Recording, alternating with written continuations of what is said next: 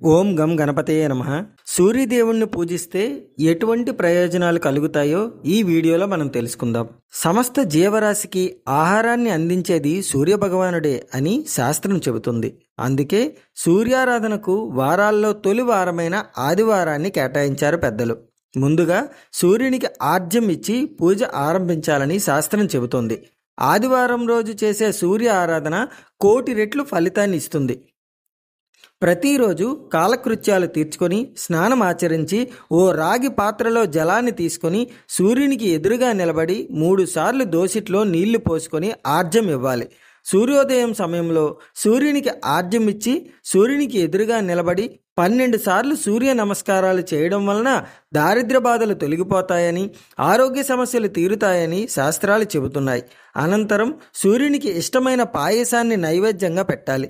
ఆదివారం సూర్య ఆరాధన చేసేవారు నియమ నిష్టలతో ఉండాలి. ఈరోజు మద్యం మాంసం స్వీకరించరాదు. బ్రహ్మచర్యం పాటించాలి.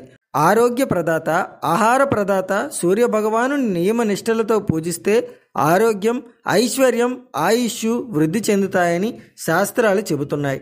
ఓం నమో సూర్యదేవాయ.